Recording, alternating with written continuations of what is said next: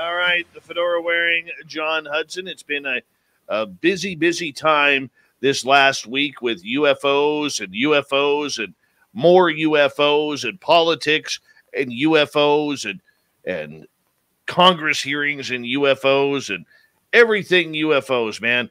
Have you got enough of it yet? Have you figured out what's going on? I'm still amazed that so much could be said in a whole week about UFOs without anything actually being said at all. Pretty isn't that the truth? Well, I wouldn't go so far. I think that's a little critical. I'm just joking around. No, I think we've made some interesting progress. A lot of it just depends on, and what we'll talk about in a little bit later, is what some of the motives were, in hearings and so forth. But yeah, there's a lot of fun stuff going on. But how's your day going, Dave? My day is going great. Anytime you got the guru on, it just makes things a little bit easier around here. A lot of guests I have to prepare heavily for.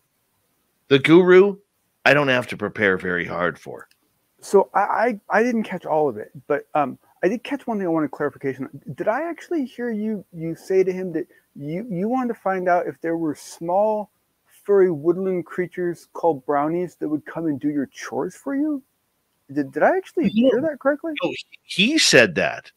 He said that back in like the 1300s, there were reports of these little brownies that would come in and actually do your laundry for you and help you with your chores. And how we got on topic with that was there have been reports, including a friend of mine in town named Corey, when she was going to do some laundry, she watched what looked like a little Ewok walk right out of her, out through the doorway, and met her in the hallway. And this thing kind of went, ee, and she screamed, and this thing ran back into her laundry room. And when she finally got brave enough to go look for it, it was gone. Laundry. Oh. No, she didn't get her laundry done, but either way, it disappeared. And this thing was full body apparition, dude. Like I'm not saying like see through it. Like it was physical. It was there. Hey, Dave, real quick question before we get too sad on here. Do you know if there's been any history or any occurrence of a cryptid type creature being found where there was anything similar to ectoplasm present? Ghosts. Well, no, I know. I don't. I'm not talking about that. I'm talking about cryptid, like woodland type stuff, like these brownie type thing. All those. Do you ever is ectoplasm ever found in any of the evidence of those type of creatures as well? I have never seen it. Okay. It could be. Right. It could be. I have never seen it. Yeah. So I don't know. I don't know. I don't have any brownies in my house, but other than ones I eat. So. Yeah, me either. Me either. All right, let's get right to it, man. I want to start off because we got a lot of time with you tonight, which is good. And Lou Elizondo, yes, the polarizing figure, the man who many will say has helped disclosure more than anyone on this planet, and the man people will say has been the most dreadful and harmful thing to disclosure on this planet. I tend to lean on the side that he has helped a lot. Well, but the one thing I will say that at least for me, makes this whole thing more entertaining is that there is actually ample evidence for each side of it, depending on how you interpret information. So absolutely, it's not like people are just making up fantasies. I think everyone's got pretty good. I mean, I don't like the way people are reacting to it to each other, but as far as what data seems to be influencing them. A lot of it is stuff that, maybe wouldn't have influenced me as much at an earlier time or might influence me more in the future. It's not to say that it's all going to influence me in the same way, but you can see that there's a lot of thought into it and people are trying hard to come up with good answers. So there's a lot of, concerted effort going on both sides, which is nice to see. Very, very true. But the main part of this story right now is we knew back about 3.5, 4 weeks ago when we had him on the show that he was calling it quits for a while, didn't know when he would return to the public eye on being a guest on podcasts, radio shows, And outside of major news events, we're talking major media here, he is going to be stepping off into the sunset. I know. He'll be the spook known as Elizondo. He'll just have a symbol. It'll be rough. Exactly. You know, we're going to have to figure out a T-shirt for our store. Bring back the chin hair. You know what I'm saying? Or whatever. Have you seen, you know, Where's Lou? You know, a wanted poster or something along those lines.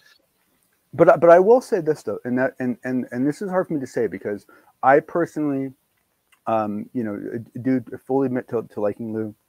A lot of it has to do with my own background, with my own involvement with the military and DoD and so forth. But you know, to me, I'm actually, you know, while I'm sorry to see him go from the point of view of I like hearing his interviews, there's a large part of me that's actually really happy he's leaving because he's suffered enough. I mean, you know, whether you want to think that his suffering was self-induced or not, the fact of the matter is that this guy's life has not been pleasant for a fairly long time. Going back into his service, he's had some rough periods as well. And, you know, as far as I'm concerned, you know, he deserves to ride off into the sunset and take on whatever adventures he wants to next. And I more power to him. I think it's great that he's doing it. I wish more people could learn how to, you know, set tools down and go on to other projects, you know?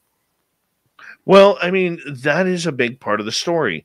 Elizondo has stated that he and his family have had enough. They've had enough of the podcast because of the amount of requests that were coming in on a daily basis. They had enough of the attitude of UFO Twitter. They had enough of the personal attacks.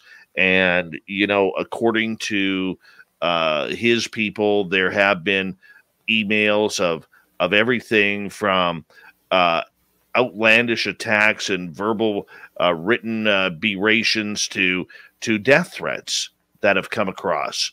And, Yep. you know, in the end, he's a human being. In the end, he is known for a major subject that can be debated. But I think it's one of those things, John, whether you love him or hate him, this community has a very, very bad habit of biting the hand that feeds it. And this is true. If you go on to finish, but I just want to make a point. But go ahead and finish what you're saying. Okay, and what I'm saying by that is, for decades, since J. Allen Hynek, pretty much, this community has wanted, begged, pleaded for somebody to come out like Lou Elizondo and talk UFOs. Someone from the inside, someone with that insider knowledge. And yet, when he finally arrives and gets away from that TTSA garbage and becomes more Lou Elizondo, the front man of ufology, I mean, this guy's taken more shots than Mike Tyson. Yeah, but you know, it's and once again, this is actually hard for me to say because I've been thinking about this a lot, and it's hard because I really do personally admit to liking Lou, but and I know a little bit about his background before what happened on, which is part of the reason why of my respect for him. But you know, when you get down to it, you know, considering the fact that I am in awe of how few people actually have any bloody clue what counterintelligence actually is. Like, it is astounding how many people have no clue what it is at all. These are lawmen, right? They are lawmen. They are the best of the best, and they are lawmen. And the thing is that they look at the world that way, right? And so they look at the world from that point of view. And so, you know, he said point blank the other day that the part of the reason why he got involved in this in the first place was he was going in to do counter intel into the UFO program to find out if there was anything spooky going on, any leaks, any spooky stuff going on. That's how he got involved. So his entire approach this very beginning was a counter intel approach. Because of the lack of understanding of what counter intel is, because of the overall lack of respect for law enforcement in the United States at this point in time, I don't think he was actually the right person to pick for this kind of position. Whether he was personally picked or not, I'm not saying that he was, but I'm just saying that if you had the choice, and if he had a different background, I don't think him personally is. I think he's been a fantastic spokesperson from that point of view. But from his background, I really think that the counter intel stuff just put so much shade, mainly due to people's misunderstanding of what it really is, into the system, that it made it so there was going to be a large percentage of the population that wasn't going to trust him no matter what he did. Well, you know what? And I agree with you on that. But let me agree with you on something here. And I think the public needs to know a little bit about what it means. Okay. Elizondo never wanted to become the front man of ufology.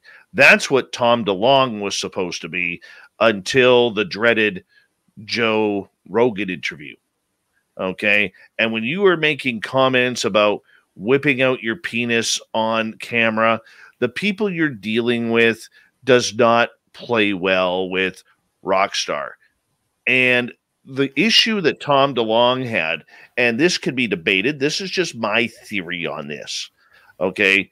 There was a time to Rockstar, and then there was a time not to Rockstar. And acting like a rock star, talking about UFOs, when you have the people that you have behind you at the To the Stars Academy as you try to legitimize it, really didn't go over very well with the team. I know that personally from insiders there who told me that.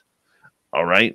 And the idea behind that is they had no choice but to elevate Elizondo as the front man because they couldn't trust DeLonge in order to bring a proper message, which was his job throughout all of this. And I know you're going to disagree with me on this. I can already tell. But no, I'm just wondering if it really is true that he was the only person they could have brought out, because he did already have a relationship with Cahill and the relationship with other people. So it's possible he could have recruited someone else in to do it if he wanted to. It's possible that TTSA didn't have the funding for that, so that might have forced him into that position. So yeah, but I'm just kind of curious how it's just hard to tell exactly how forced they were into that decision from a financial, political, emotional, friendship basis. Well, I think that's what ruined the relationship between DeLonge and Elizondo. Elizondo was getting all the publicity on it. DeLonge didn't like it. And trust me, there was a beef between those two that has never been made public. I know, but this is why I smile at this. This is why I don't understand it. This is why, like, your whole Rockstar comment, I agree with, but to me, it's like saying the sky is blue. It's like, what do you expect from him? He's a rock star. I agree. He's not even a normal rock star. He's one of those rock stars. He's one of our California guys, right? So I mean, he's different, right? And so I never understood why anyone thought that they could hurt him in any way, shape, or form. I never understood why anyone thought that he and Elizondo would end up. Those two people were going to be oil and water. Anyone could have guessed that. And I just don't understand why any of this stuff wasn't predicted. It just seems very. Well, I think it was the way that when they did their homework on DeLonge to set up the To the Stars Academy, I really do believe that it had a lot of makings towards his social media presence. Okay. And Tom is very good at social media. They looked at the 2 million plus followers on Instagram. They looked at all the numbers and they said, hey, we got a guy. He's written a book about UFOs. He's UFO crazy. Let's set this thing up. Let's come up with a story that he's the man behind it. Either way, he's an easy fall guy for it all in case everything does not work out. And we are able to get this thing going. But I agree with you. Elizondo was not the right front man. He never wanted to be the front man. He was forced into it. And John, I think he did a great job considering what he had up against him. I mean, for sure. Absolutely. I'm sorry, I gotta cut you off right there because we do got to go to break here at the bottom of the hour. We're going to continue with the Unbiased UFO Report here on Spaced Out Radio with the fedora wearing Jon Hudson. We may take this right to the top of the hour. probably after the show as well. Yeah. I think that's a show we're going to have to do is Where's Lou? Not Who's Lou, Where's Lou Now on Spaced Out Radio.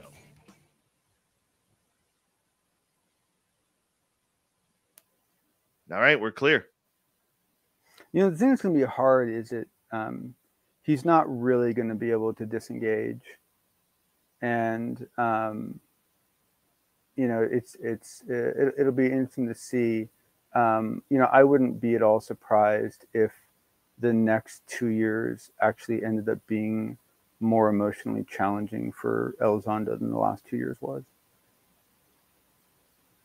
Well, there's a lot of value to the community contact. He said there's on a lot this of mental show, health value to it. Yeah, he said on this show though he feels he can get much more done. But like I told him, and yeah, like I told Cahill, the biggest problem that they have is if we're in a manual transmission car and the car is ufology, the majority of us are in first gear going into second. They're in fifth gear going into sixth. Okay? They are so far advanced from the are they ours, are they theirs conversation that they have a hard time reeling it back for the people of ufology to even understand. Yeah, but you realize how backwards it is, because most of ufology already believed they were real, right? So it is kind of a recursive sort of situation. Yeah, but John, it goes well beyond that, though, man. It goes into that heavy conversation that people are laughing at, but going whoa about with Representative Gallagher talking about time travel, talking about maybe it's us from the future. You know, you can sit there and roll your eyes and smirk all you want, dude. No, okay? But I know 100% for a fact that conversation has been had because people in the know have had that conversation with me. I don't buy it. I don't want to buy it, but you got to keep open-minded to it. No, I don't know what you thought I was reacting to. My reaction was to the idea that we have U.S. Congress critters on podcasts talking about time travel being a logical hypothesis for the solution to alien. Like I'm just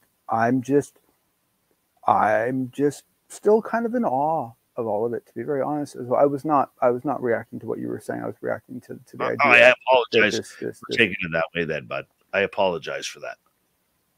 You know? No, yeah. But it is definitely times, yeah. And the thing is that, you know, I mean, with Elizondo, you know, I can't imagine what it would have like been for him. But you know, it's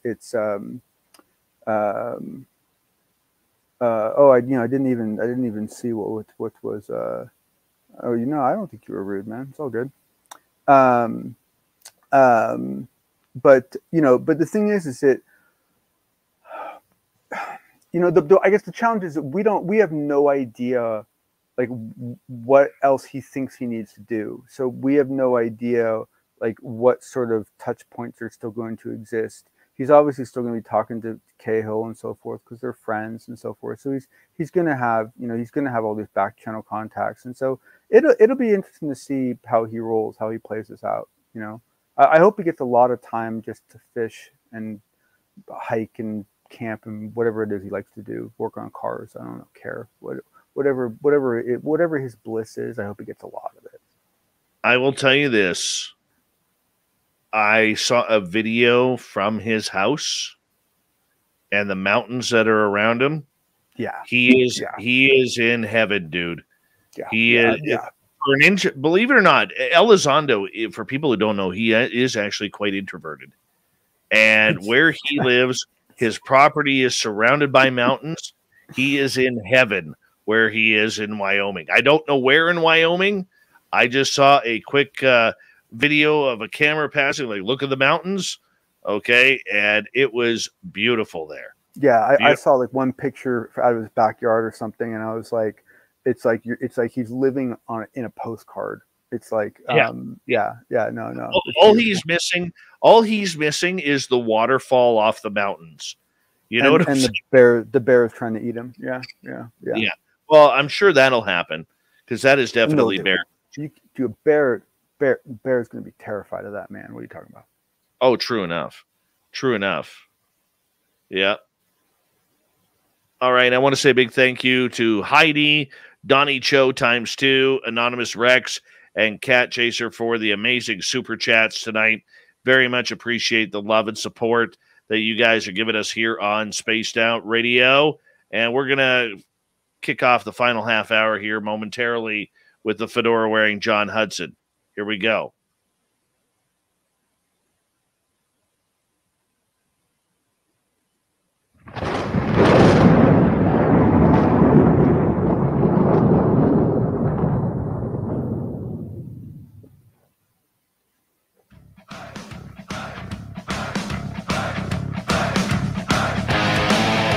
We rounded third. We're heading for home tonight on Spaced Out Radio. Good to have you with us. My name is Dave Scott. Very much appreciate earning your listening ears.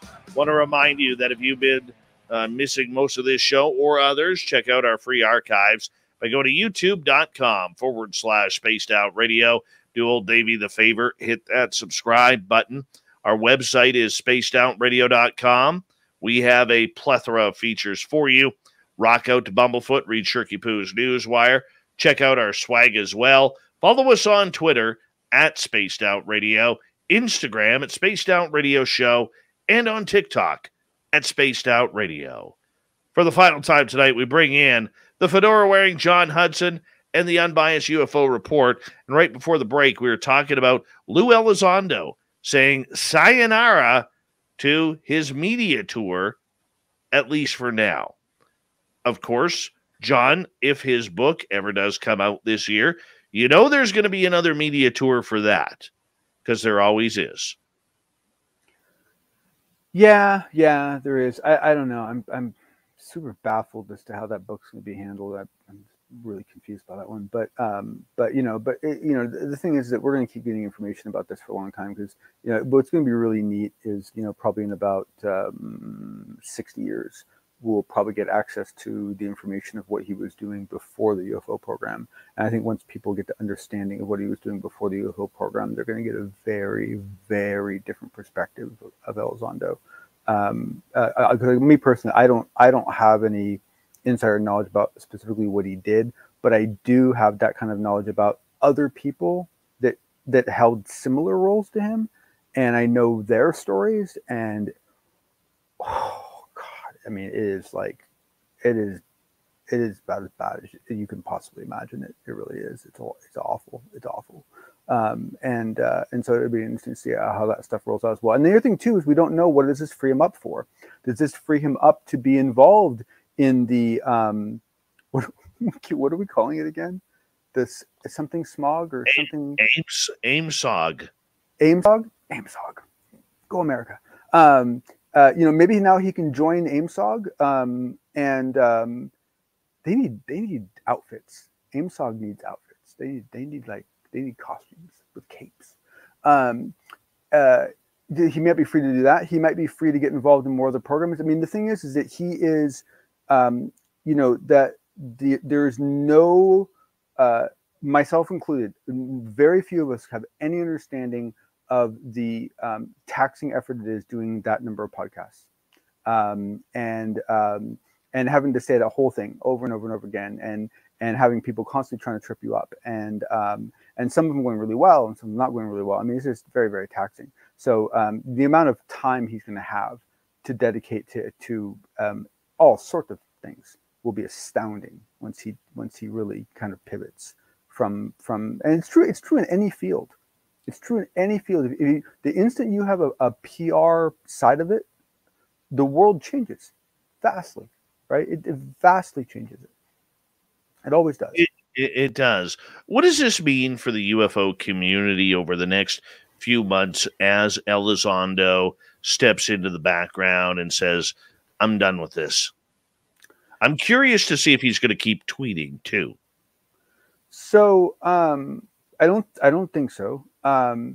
And you know, in the event that by some chance Elizondo actually watches this, and please don't take offense by what I'm about to say, but I think that ultimately it's going to give us a chance to heal, because the challenge is that Elizondo has become a lightning rod, and he has become this incredibly emotional focal point of he's become a demarc between the division of groups, and people feel very, you know, he's basically become the new Bob Lazar as far as, like, you know, how much, you know, vitriol and just it's awful.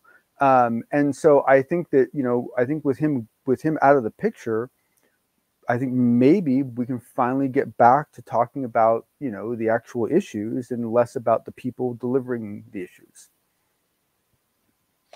Well, you know what? He is so polarizing, whether you're on Team Elizondo or whether you are not. The fact that this man has literally stirred up everything that can be imagined in the UFO field by every type of person has an opinion on what they feel. I mean, there's not a person in the UFO community that doesn't. Do you feel that this is going to go away quietly, or do you feel that we are in for months of conversation, people breaking down his every move from the beginning to the end?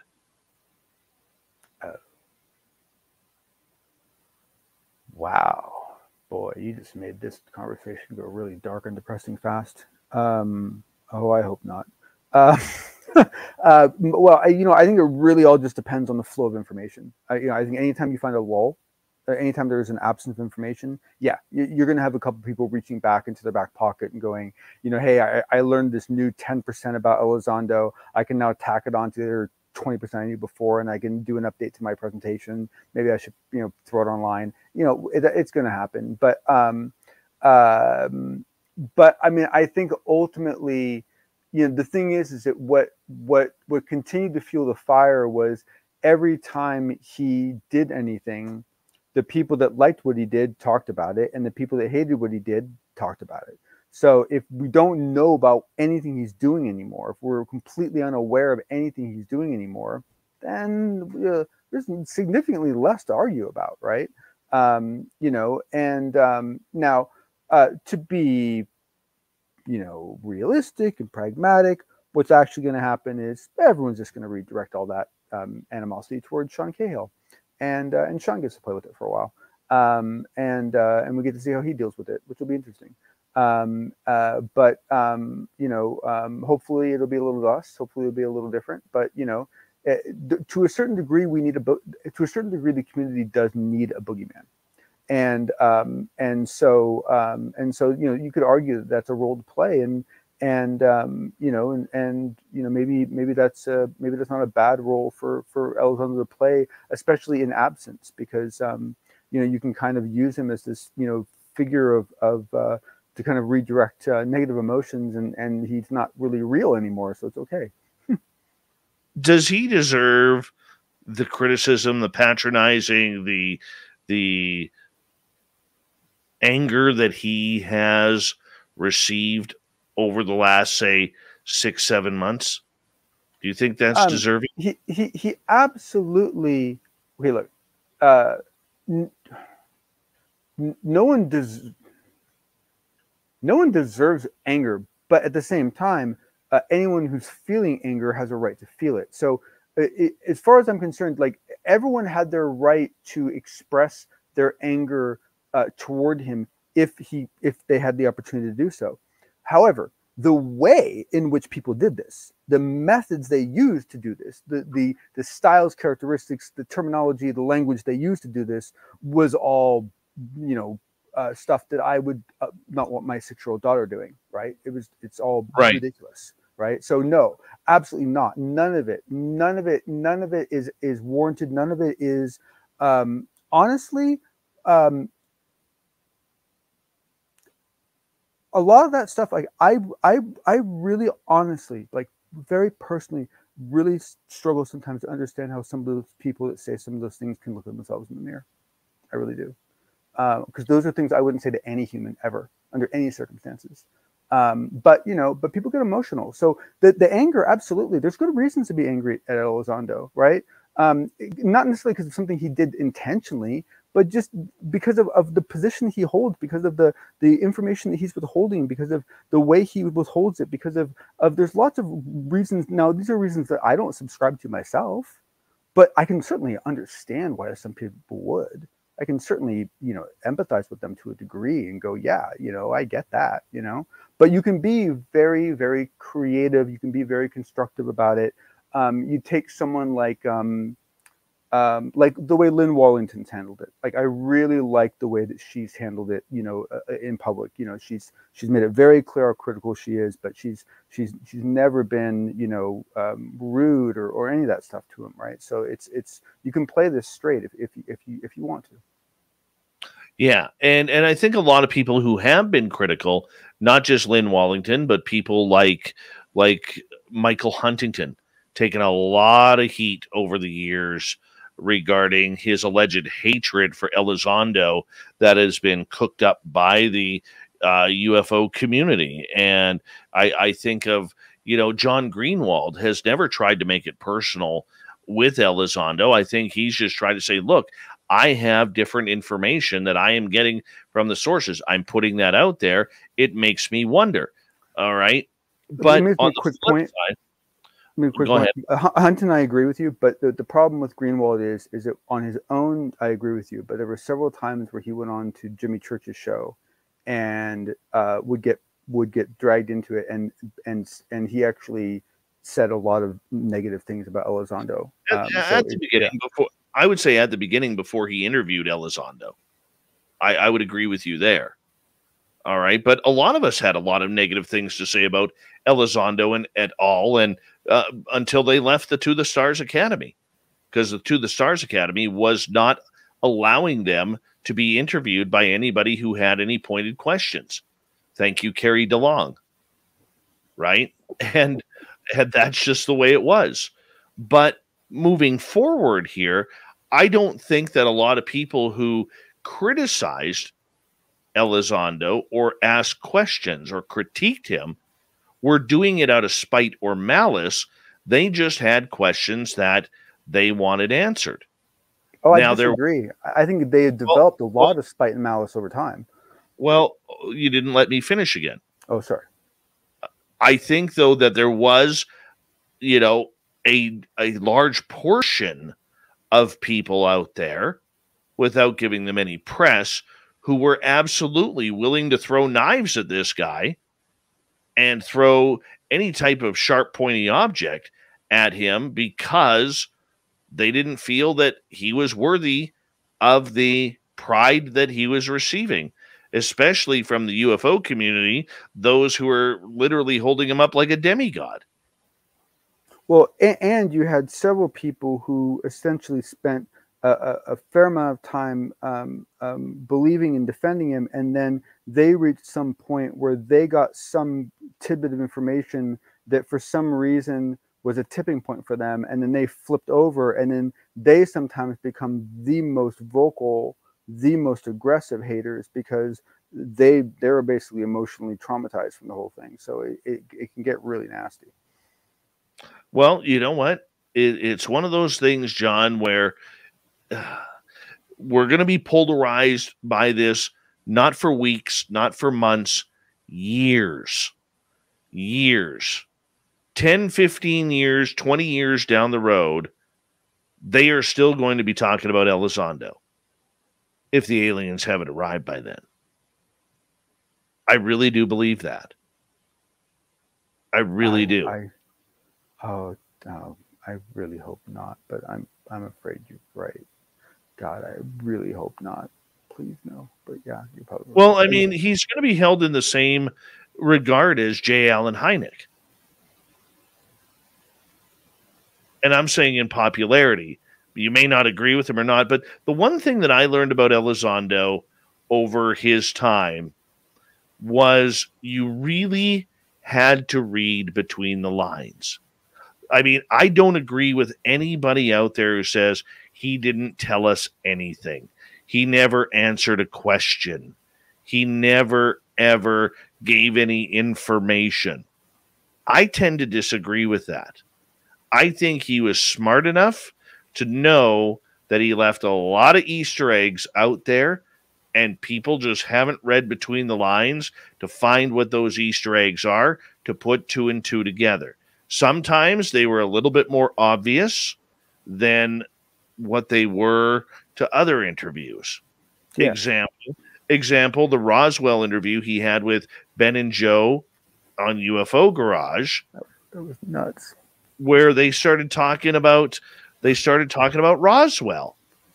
And Lou said, he pretty much gave it away. He said, you don't send a platoon out there to pick up a weather balloon.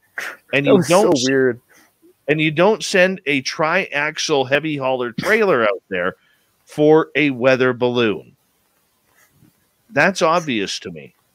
It was amazing. I honestly, I'd forgotten that he said it until just now, and like I'm still amazed that like no one's like done any fault. I mean, I don't know what you do, but yeah, I mean, but the thing is that I understand it because look, this whole community forever has been all about sleight of hand and reading between the lines and innuendo and hints and this and that, and the whole reason why people wanted an official figure to come out was because they didn't want to do that dance anymore. They wanted definitive, clear, confident statements that meant what they were going to say.